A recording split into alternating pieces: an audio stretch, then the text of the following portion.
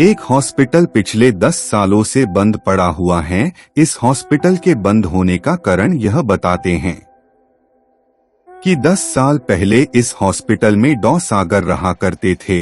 वो इस हॉस्पिटल के एक सीनियर डॉ थे, पर एक दिन जब डॉ सागर हॉस्पिटल की छत पर टहल रहे थे, तब को कुछ लोगों ने डॉ सागर को मारकर पानी की टंकी में डाल दिया था और उनकी मौत के कुछ दिनों बाद से ही इस हॉस्पिटल हॉरर एक्टिविटी होने लगी और उसके बाद हॉस्पिटल में कई लोगों को की लाश छत पर पड़ी मिलती थी और कभी कभी तो खुद डॉ सागर को कई लोगों ने हॉस्पिटल में घूमते देखा था, जिसके बाद से इस हॉस्पिटल को बंद करना पड़ा था और आज भी कोई उस हॉस्पिटल नहीं जाता।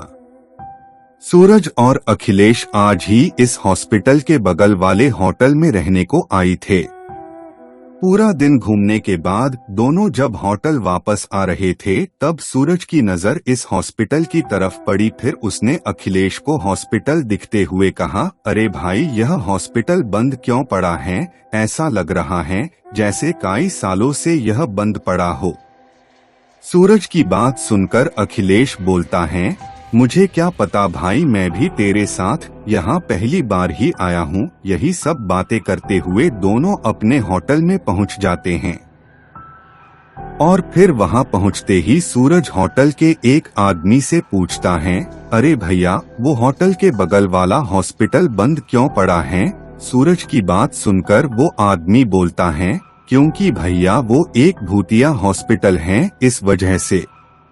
उस आदमी की बात सुनकर फिर सूरज बोलता है, अरे भाई जी, मजाक मत करो और कुछ सही में पता हो तो बताओ। सूरज की ऐसी बातें सुनकर वो आदमी इस बार थोड़ा दांत पीसते हुए बोलता है, अगर मेरी बातों पर विश्वास नहीं तो खुद ही जाकर देख लो। इतना बोलकर वो आदमी वहां से चला जाता है। उसके जाते ही अखिलेश सूरज से बोलता है, अरे तू भी कहाँ इस पागल की बातों में आ रहा है? पर सूरज तो जैसे अब उस हॉस्पिटल में जाने का मन बना बैठा था, इसलिए वो अखिलेश से बोलता है, यार एक बार देख के आने में क्या जाता है, चल आज देख कर ही आते हैं।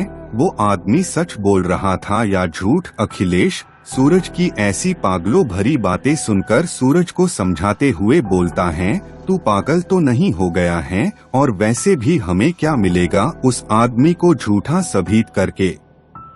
फिर सूरज एक बार और कोशिश करते हुए अखिलेश से बोलता है, भाई तुझे अपनी दोस्ती की कसम, तू मेरे साथ आज रात को उस हॉस्पिटल में चल रहा है? बस अखिलेश जानता था सूरज बहुत जिद्दी है और अब वो वहां जाकर ही मानेगा, इसलिए अखिलेश सूरज की बात मान जाता है और दोनों रात के 12 बजे उस हॉस्पिटल में जाने का प्लान बनाते हैं। फिर वो रात के 12 बजने का इंतजार करने लगते हैं और जैसे ही घड़ी में रात के 12 बजते हैं, दोनों उस हॉस्पिटल में जाने लगते हैं और वहां पहुंचकर हॉस्पिटल के गेट का ताला तोड़कर अंदर चले जाते हैं।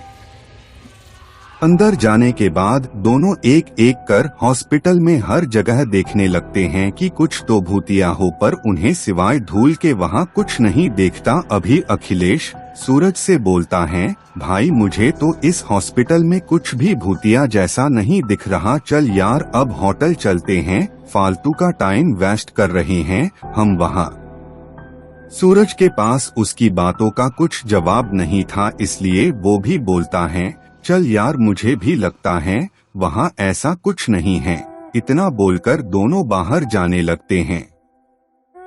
तभी उनके पीछे से किसी की आवाज आती, कौन हो तुम लोग? आवाज सुनकर जैसे ही सूरज और अखिलेश अपने पीछे को मुड़े तो उनके होश उठ गए और उनकी रगों में बहता खून जम सा गया, क्योंकि उन दोनों ने देखा उनके सामने एक बड़ा ही भयानक सा आदमी खड़ा था।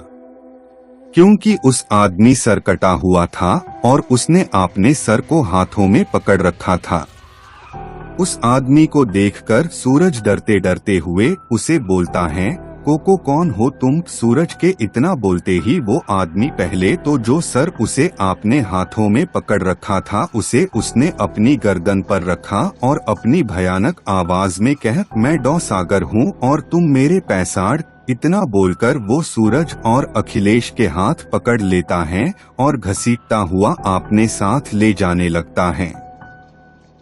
फिर उसके बाद वो डॉ सागर उन दोनों को अपने साथ ऑपरेशन थिएटर ले जाता है। पहले तो वो अखिलेश को एक कुर्सी में बांध देता है, उसके बाद सूरज को ऑपरेशन थिएटर के बेड पर लेटा देता है और कैंची से उसका पैर काटने लगता है और काटते काटते सूरज के दोनों पैर लग कर के रख देता है।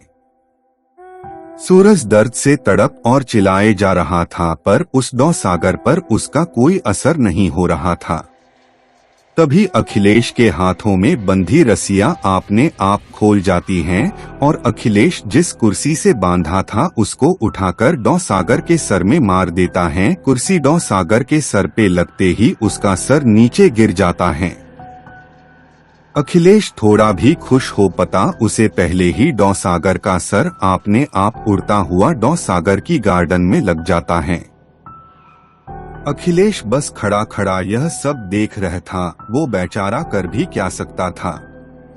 और सूरज को तो अपने दर्द के आगे कोई होश ही नहीं था, क्योंकि बेचारे के दोनों पैर जो कट चुके थे। तभी डॉ सागर अखिलेश की तरफ मोड़ता है, बोलता है, अच्छा तुम्हारे दिमाग का ऑपरेशन करना है। इतना बोलकर ही डॉ सागर ने अखिलेश को पकड़ लिया और घसीटते हुए उसके ले जाकर सूरज के बगल में लेटा दिया।